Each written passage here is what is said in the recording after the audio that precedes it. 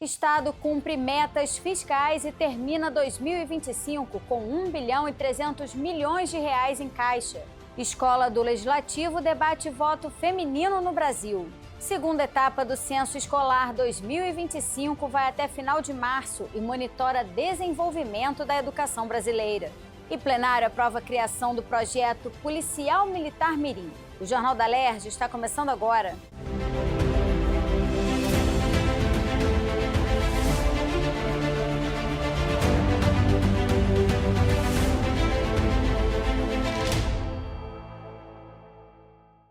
Boa noite. O Estado do Rio de Janeiro encerrou o ano passado com as metas fiscais cumpridas e saldo de 1,3 bilhão de reais em caixa. A informação foi divulgada pela Secretaria Estadual de Fazenda durante a audiência pública da Comissão de Orçamento da Alerj nesta terça-feira para a apresentação do balanço do terceiro quadrimestre de 2025. De acordo com o secretário de Fazenda, Juliano Pascoal, o resultado positivo se deve principalmente pela entrada de recursos extraordinários relacionados à exploração de petróleo e gás natural, a venda da SEDAI e a compensação tributária de alíquotas do ICMS prevista na Lei Complementar 194 de 2022. Além disso, o Executivo também registrou um aumento de mais de 6% na arrecadação do imposto, o que, segundo o secretário, é atribuído ao monitoramento mais rigoroso de grandes contribuintes e ao aprimoramento da gestão de despesas. O aumento da receita que nós tivemos, por exemplo, do ICMS, ela é fundamental porque nós estamos comparando com o ano de 2024 para 2025, um aumento real de 6%, 6,1%. Isso é fundamental porque já estão descontados aí a própria inflação. Isso demonstra um trabalho e um esforço das nossas equipes de fazer um monitoramento, como eu tenho dito desde que estive aqui na primeira vez, de alguns grandes contribuintes, de fazermos um acompanhamento da despesa também nesse aspecto, para que isso seja sentido. O crescimento real das nossas despesas, da nossa receita, ela é superior ao crescimento real da nossa despesa, o que se repercute no resultado primário. E isso é fundamental, nós estamos mantendo a despesa sob controle frente ao que vem sendo arrecadado pelo Estado. O presidente da comissão, deputado André Correia, destacou que os resultados apresentados foram satisfatórios, apesar da preocupação da Casa em relação ao déficit orçamentário de 19 bilhões de reais. Ele lembrou que em 2024 o Estado havia registrado um resultado primário negativo e que é preciso manter o equilíbrio entre receita e gasto para 2026. Tinha um resultado primário negativo no ano passado, né, no ano de 2024. Isso significa dizer que o Estado não estava conseguindo rodar suas próprias despesas, não estamos nem falando de dívida, né? Ou seja, quando você tem um resultado primário negativo, significa que a receita do Estado não está sendo suficiente para pagar suas próprias despesas, independente dos juros que tem que pagar a União. Então, o Estado fez uma virada importante, realizou resultado primário, né? Eu acho que é fundamental esse ano continuar, vamos dizer assim, ali na unha com a execução orçamentária, né? Estamos no orçamento um déficit previsto de 19 bi, fazendo esse deságio aí de 8 bi, que é a liminar, né? Estamos na discussão do Propag.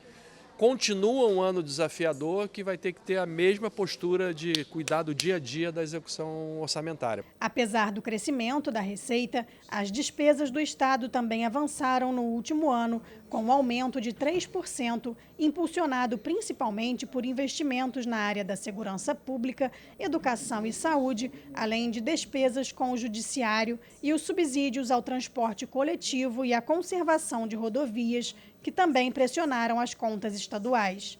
Para o deputado Luiz Paulo, alguns investimentos são necessários e justificáveis, mas há preocupação com o crescimento aleatório de outras despesas. 5 secretarias fazendo obra, que mostra um descontrole brutal. Se abriu um ano querendo botar na rua uma licitação de 2 bilhões de reais, em cima de um decreto, no meu entendimento, inconstitucional, e com fonte de recursos difusas. Da onde vai buscar esses 2 bilhões de reais? Diante do ano de 2026, que no meu entendimento terá 3 governadores, depois da renúncia do Cláudio Castro, o presidente do Tribunal de Justiça, pelo menos 30 dias, e eleição indireta na casa. E ano eleitoral, onde todo mundo quer pisar no acelerador para gastar para se eleger. Eu temo muito. O secretário reforçou que o aumento das despesas ocorreu em áreas prioritárias, mas destacou que em 2026 o desafio vai ser maior, já que o déficit orçamentário projetado é de cerca de 4 bilhões a mais do que do ano passado. Nós temos aqui um grande desafio. O déficit orçamentário é maior do que o déficit do ano passado, em aproximadamente 4 bilhões a mais do que era o do ano passado, mas nada disso muda o empenho das nossas equipes em melhorar a arrecadação, melhorar essa receita, como eu já disse, e melhorar a gestão do gasto. Esse é o grande objetivo do nosso governo. A conquista do voto feminino no Brasil completa 94 anos este ano e foi tema de debate na Escola do Legislativo da Alerj. Especialistas abordaram nas palestras cotas eleitorais, o sistema político e o financiamento de campanhas, que são decisivos para garantir a presença das mulheres nos cargos eletivos. O voto feminino no Brasil foi reconhecido em 1932 e incorporado à Constituição de 1934, mas era facultativo, uma luta do movimento feminista da época. Em 1965, tornou-se obrigatório, sendo equiparado aos dos homens. A professora e pesquisadora Jaqueline Marins reconhece essa conquista, mas alerta sobre a importância das mulheres votarem em mulheres. É importante pensar que a mulher leva para dentro da Casa Legislativa as suas preocupações com assuntos que são inerentes à vida da mulher e aquelas pessoas com as quais ela convive.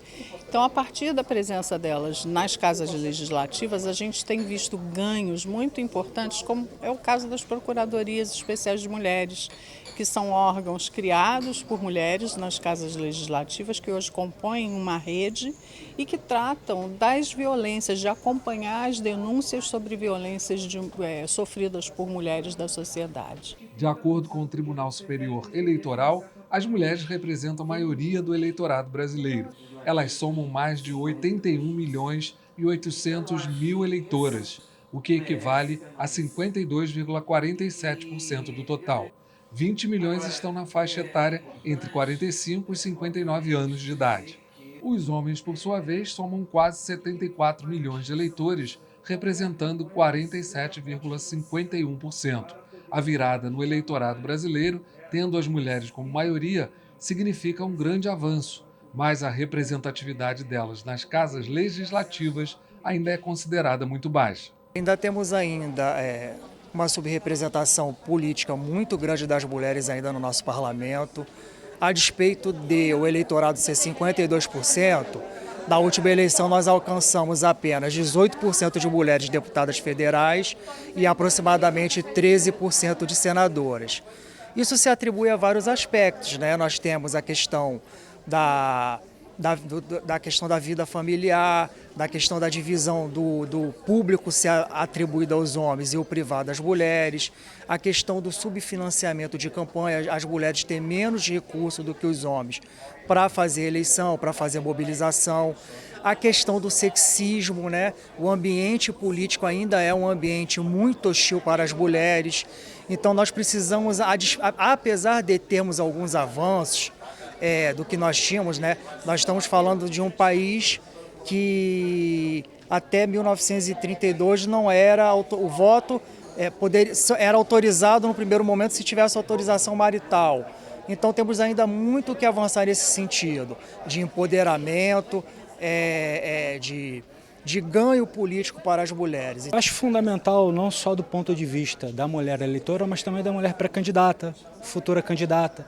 Na medida em que a gente qualifica o debate, instrumentaliza o voto feminino, eu tenho certeza que a gente vai poder discutir os reais problemas da população, os reais temas e tentar fugir um pouco, talvez, dessa polarização de temas que não sejam tão importantes para o processo democrático quanto é a questão feminina.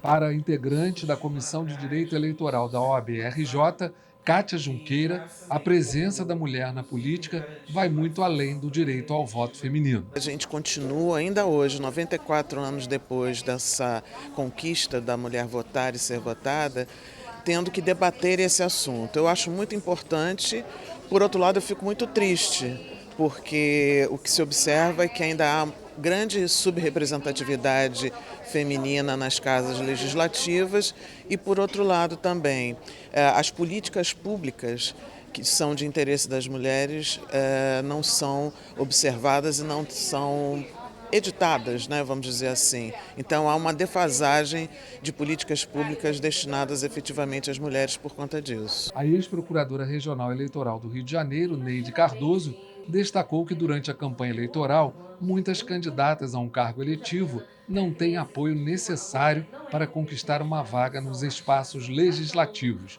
Segundo ela, o TSE vem combatendo essa prática de forma mais intensa. A jurisprudência do TSE avance nesse sentido de que as mulheres não sejam candidatas laranjas, mulheres que realmente queiram participar da política, mas que tenham apoio dos partidos, que quando elas não têm esse apoio nas campanhas delas, eu entendo que é uma forma de fraude. Acompanhe agora no nosso Giro de Notícias. Vai até 30 de março a segunda etapa do Censo Escolar 2025. As escolas de educação básica devem fazer a declaração por meio do sistema EducaCenso.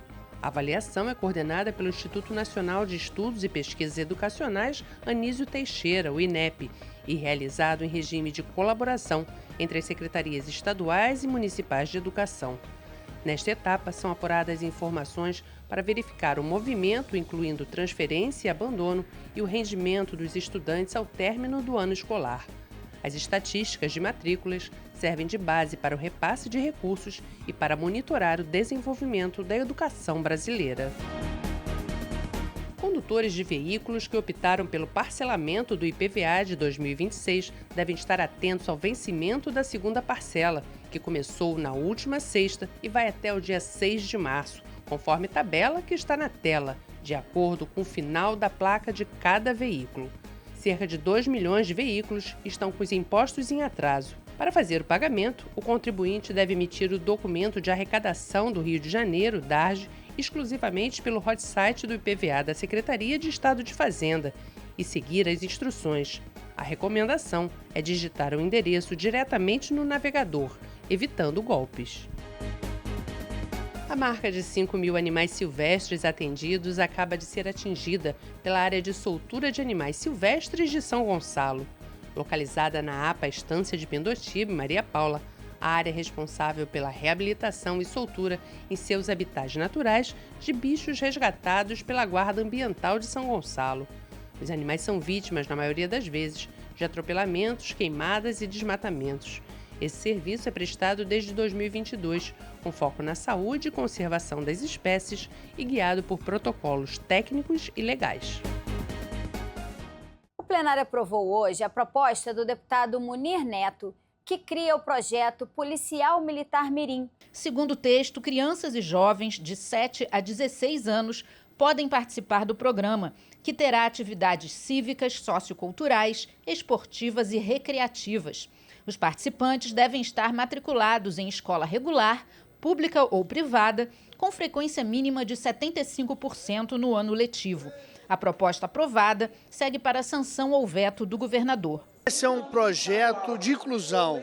Eu fui secretário de Assistência Social de Volta Redonda por 15 anos e lá já tinha o projeto Bombeiro Mirim, tinha a Guarda Mirim e nós resolvemos fazer um projeto agora, Policial Militar Mirim, aonde vai fazer a inclusão das crianças e do adolescente dentro do batalhão da Polícia Militar para ter várias atividades esportivas, culturais, sociais, sobre segurança. De maneira alguma vão mexer com qualquer tipo de arma.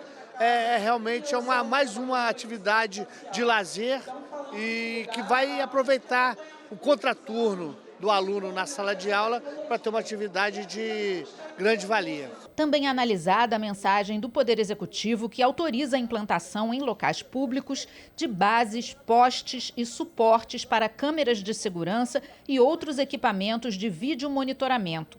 O texto também permite ao Estado instalar câmeras em locais onde já exista estrutura adequada, independentemente de autorização prévia dos órgãos responsáveis. A aquisição, implantação, operação e manutenção do sistema de videomonitoramento devem ser custeadas com recursos do Orçamento Estadual, do Fundo Soberano do Estado do Rio de Janeiro e do Fundo Estadual de Investimento de Segurança Pública, o FISED, além de outras fontes. O projeto recebeu 50 emendas e vai ser analisado pelas comissões. E o deputado Yuri Moura propõe a criação da política estadual do pré-natal masculino para incentivar os pais a acompanhar os exames de pré-natal nas unidades de saúde do Rio de Janeiro. O projeto recebeu 5 emendas e vai ser analisado pelas comissões. A proposta do deputado Daniel Martins prevê a exposição de QR Code nos estabelecimentos comerciais que vendem bebidas alcoólicas no estado do Rio. O código vai permitir ao consumidor consultar a autenticidade da bebida no site da Secretaria Estadual de Agricultura, Pecuária e Abastecimento. Informações como nomes dos fabricantes, datas de produção e validade dos produtos devem estar disponíveis para consulta. O projeto aprovado segue agora para análise do governador. Nós vimos nos últimos meses diversos relatos, acompanhamento jornalístico de pessoas morrendo devido às bebidas contaminadas com diversas substâncias. E esse código realmente vai fazer com que o consumidor possa ter acesso. Aqueles que queiram saber a origem daquela bebida alcoólica, vai ter todo estabelecimento comercial, vai ter um código mostrando a ele aonde foi comprada aquela bebida, que aquela bebida lacrada foi comprada em estabelecimento legalizado, com a vigilância sanitária sendo aprovada, com selo, com tudo certinho, para que ele possa saber que aquilo que ele está ingerindo não tenha metanol, nenhuma outra substância que possa levá-lo à morte ou levá-lo ao hospital. As concessionárias de energia do Estado podem ser obrigadas a manter nos sites os comprovantes de pagamento dos termos de ocorrência de irregularidades. O termo é um documento emitido pela concessionária quando são encontradas irregularidades na rede, como fraudes, furtos ou defeitos no medidor. Segundo o autor, deputado Rodrigo Amorim, o consumidor deve ter o direito de acessar os comprovantes de pagamento na internet. Em caso de descumprimento da norma, as concessionárias podem ser multadas. O projeto aprovado vai para análise do governador. Pode ser criada no Rio a Área Estadual de Interesse Turístico Rio Preto, constituída pelo Canal do Rio Preto a partir do ponto em que sai do Parque Nacional de Itatiaia até a foz no Rio Paraibuna, além de uma faixa que varia de 50 a 100 metros de largura. O Rio Preto atravessa os municípios de Itatiaia, Resende, Quatis, Valença, Barra do Piraí, Rio das Flores, Paraíba do Sul e Levi Gasparian. O objetivo da proposta do deputado Carlos Mink é preservar as paisagens e atrativos naturais, garantir o turismo, esporte e pesca artesanal no Rio Preto. A ideia é que na área não sejam permitidas modificações no leito do rio e nas margens, atividades que ameacem a fauna e obras que interrompam o fluxo ou suprimam a correnteza, criando trechos de água parada. O projeto aprovado segue para sanção ou veto do governador. Esse projeto define quais são os atributos que têm que ser preservados. Por exemplo, você não pode poluir o rio, você não pode diminuir a vazão do rio, você não pode quebrar a corrente, o fluxo do rio, você não pode tirar a vegetação que protege o rio. Dos 26 rios mais importantes do Rio, do estado, só 8 ainda podem ser salvos. O resto está completamente poluído, desfigurado, tirar a vegetação, retificado. Então a gente está querendo preservar os 8 que ainda podem ser salvos. E esse é um deles. Os profissionais da área de saúde podem passar a receber capacitação para atuar em casos de retinopatia diabética. A proposta da deputada Carla Machado complementa a política de prevenção e atenção integral à saúde da pessoa diabética, aprovada em 2002. A capacitação deve ser oferecida principalmente aos integrantes das equipes de saúde da família e da atenção primária. A retinopatia diabética é uma das complicações da diabetes e pode levar à cegueira. O projeto aprovado depende da sanção do governador para se tornar lei. 40% das pessoas que têm diabetes chegam muitas vezes à cegueira. Então, essa capacitação evita que chegue a esse termo, trabalhando precocemente na atenção básica, com capacitação, com treinamento dos profissionais que atuam na ponta, que são os enfermeiros, que são os médicos. O Jornal da Alerj fica por aqui. Você pode acompanhar a programação pelo nosso YouTube e pelas redes sociais. TV Alerj, o canal do povo. Uma boa noite para você e até amanhã.